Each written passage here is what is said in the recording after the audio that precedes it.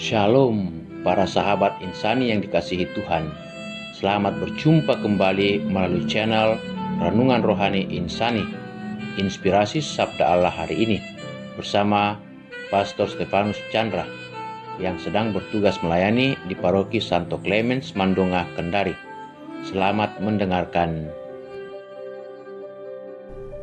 Shalom Bapak Ibu, Saudara-saudariku yang terkasih dalam Yesus Kristus. Selamat berjumpa lagi dengan saya, Pastor Stefanus Chandra, dalam channel Insani, Inspirasi Sabda Allah hari ini, channel renungan yang sama kita cintai ini. Adapun tema renungan kita pada hari ini, Senin 8 Februari 2021 adalah Antusias Jumpa Yesus. Mari kita awali permenungan kita ini dengan doa. Dalam nama Bapa dan Putra dan Roh Kudus. Ya Yesus yang baik, terima kasih untuk hari baru. Terima kasih untuk undangan sucimu merenungkan sabdamu pagi ini. Kemuliaan bagimu bersama Bapa dan Roh Kudus, kini dan sepanjang masa. Amin. Bapak Ibu Saudara-saudariku yang terkasih dalam Yesus Kristus, perikopa yang akan menjadi landasan permenungan kita hari ini diambil dari perikopa Injil Markus pasal 6 ayat 53 sampai dengan 56. Mari kita bacakan bersama-sama.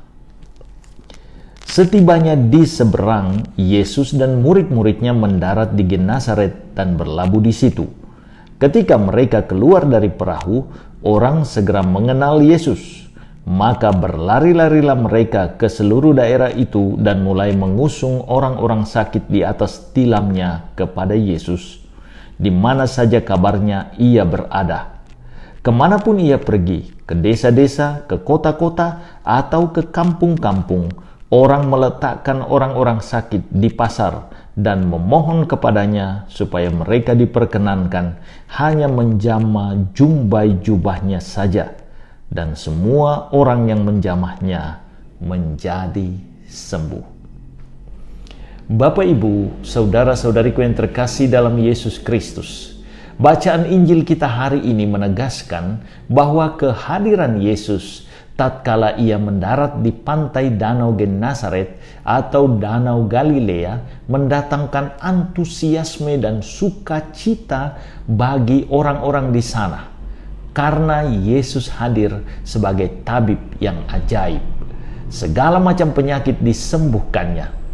Yesus adalah jawaban dari segala usaha orang-orang itu untuk mendapatkan kesembuhan fisik, mental, dan spiritual. Cara mendapatkan kesembuhan dari Yesus pun sangatlah mudah, yakni mengenal atau mengakui Dia, datang kepadanya, menjamah jumbai jubahnya, maka sembuhlah orang-orang sakit itu. Untuk mendapatkan rahmat penyembuhan tersebut, orang harus berlari-lari mendapatkan Yesus.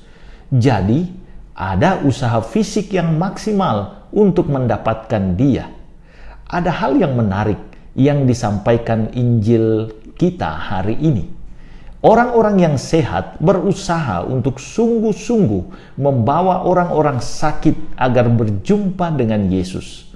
Orang tidak hanya berusaha secara pribadi saja dan individualistik untuk berjumpa dengan Yesus, tetapi sebagai manusia sosial, mereka menolong sesamanya yang sungguh mendambakan kesembuhan untuk berjumpa dengan Yesus.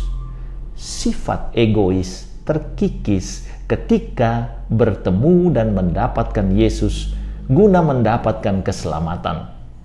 Bacaan Injil hari ini mengarahkan kita untuk melakukan langkah-langkah beriman yang tertata dengan jelas, yakni mengenal atau meyakini, mengakui Yesus sebagai satu-satunya junjungan kita. Hanya Yesuslah jawaban dari segala kerinduan kita akan keselamatan hidup. Pengakuan iman ini harus diikuti dengan sikap menyingkirkan segala usaha lain yang justru melemahkan iman kita kepada Yesus. Misalnya saja sihir alias doti-doti, Jangan katakan bahwa Yesus bisa hadir melalui cara-cara ini. Hal tersebut pasti bohong besar. Kedua, berusaha keras berjumpa dengan Yesus. Ada antusiasme untuk berjumpa dengan Yesus dengan bentuk usaha keras, entah itu berdoa pribadi, apalagi ibadah bersama, misalnya misa di gereja. Ketiga, menyatakan diri sebagai makhluk sosial dengan membantu sesama kita untuk juga berjumpa dengan Yesus. Tugas kita yang sehat adalah mengulurkan tangan untuk menolong yang lemah dan sakit, untuk berjumpa dengan keselamatan Allah, walaupun sederhana, misalnya datang berkunjung dan mendoakan mereka yang sakit. Dalam usaha menolong sesama untuk berjumpa dengan Yesus inilah justru kita mendapatkan kekuatan iman dan kelepasan dari segala kelemahan kita. Usaha beriman ini akan selalu memberi kita api kehidupan jika dilaksanakan dengan berapi-api, layaknya Rasul Paulus. Semoga kita semua melaksanakannya. Tuhan Yesus memberkati. Marilah berdoa. Ya Yesus yang baik, terima kasih untuk tanggung jawab yang Engkau anugerahkan kepada kami. Buatlah kami menjadi jembatan kasih dari saudara-saudari kami yang membutuhkan guna dekat dan menerima keselamatan-Mu. Kemuliaan bagimu bersama Bapa dan Roh Kudus, Allah memerintah kini dan sepanjang masa. Amin. Tuhan beserta kita. Berkat Allah turun melimpah atas saudara-saudariku, atas keluarga saudara-saudariku, pekerjaan dan usaha saudara-saudariku, Bapa, Putra, dan Roh Kudus. Amin. Terima kasih saudara-saudariku yang telah mendengarkan sabda Allah. Saya, Pastor Marcel Lolotandung, mengucapkan berlimpah terima kasih kepada Pastor Stefanus Chandra. Semoga Pastor bersama dengan segenap umat di paroki senantiasa diberkati Tuhan dalam setiap aktivitas dan pelayanannya. Amin.